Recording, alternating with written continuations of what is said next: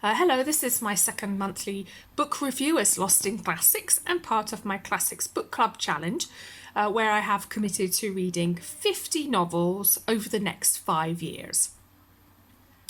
You can find my review on my website, but I would also like to do a video version. So for the moment, I'll be referring to the review on my website, and then hopefully in the future, when I become more confident with doing videos, I'll be able to speak to you a bit more directly.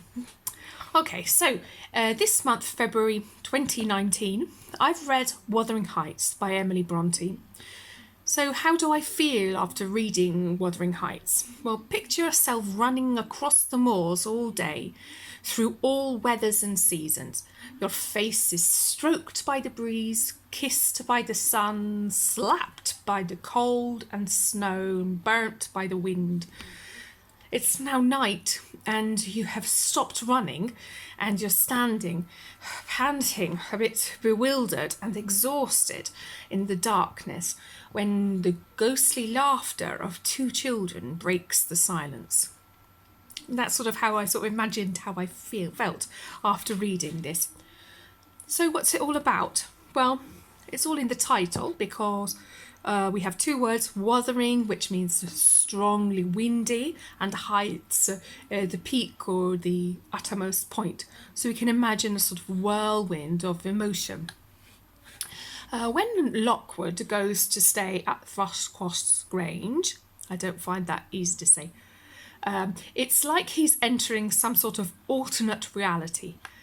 Thrushcross Grange and Wuthering Heights, along with their inhabitants, seem to live isolated from the rest of the world. Their lives seem strangely intertwined. I get the impression that both houses are under a spell cast by Heathcliff's appeal to Catherine to haunt him that somehow puts a curse on all the Earnshaws and Lintons. Even when Heathcliff dies, he and Catherine continue to haunt the moors, and Catherine Linton and Hareton Earnshaw's relationship at the end of the novel hints that history will repeat itself perpetually. Many people focus on the relationship between Heathcliff and Catherine, but the book is not called Heathcliff and Catherine, it's called Wuthering Heights. So I think that the story should be seen as more of the history of the place, the house, all its inhabitants than just of those two.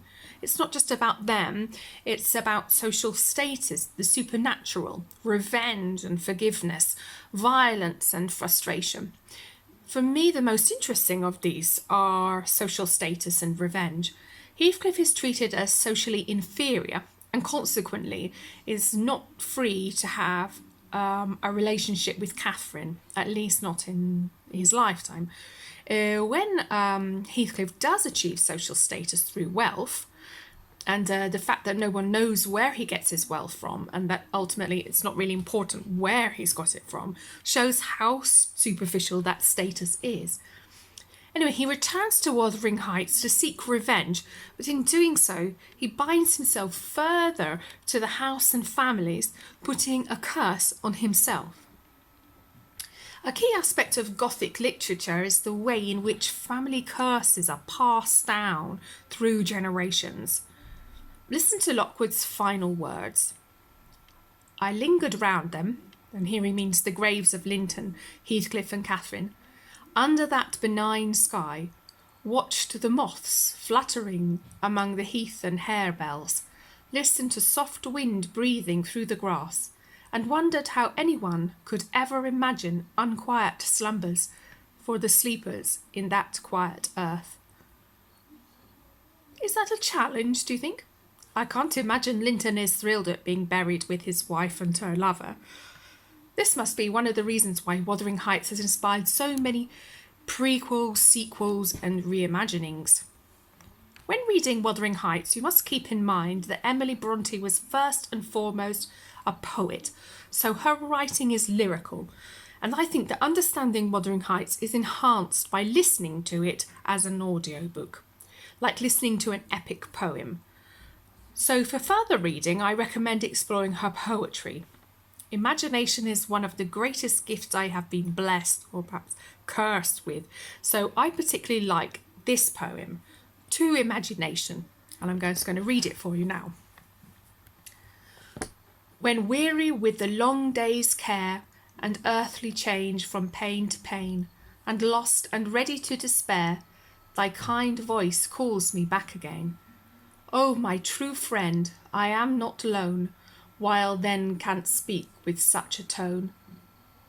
So hopeless is the world without, the world within I doubly prize, thy world, where guile and hate and doubt and cold suspicion never rise, where thou and I and liberty have undisputed sovereignty.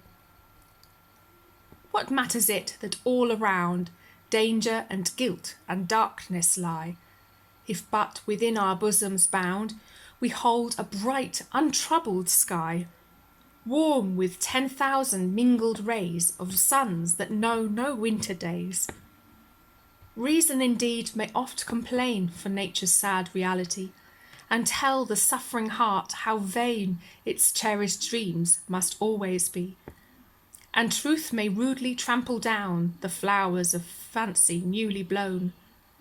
But thou art ever there to bring the hovering vision back, and breathe new glories o'er the brighted spring, and call a lovelier life from death, and whisper with a voice divine of real worlds as bright as thine. I trust not to thy phantom bliss, yet still in evening's quiet hour, with never failing thankfulness, I welcome thee, benignant power, sure solacer of human cares, and sweeter hope when hope despairs. So I think that's really lovely, and it sort of explains how it sort of says what imagination was for Emily, and I empathise with that. Let me know in the comments, or tell me directly if you know any other beautiful poems by Emily Bronte. Next month's novel will be Jane Eyre by Emily's sister Charlotte. So I think that will be really interesting to compare the sisters, and we should get some good discussions going there. So see you in March in Lost in Classics, and I'll be back at the end of the month with another review. Okay, thanks, bye.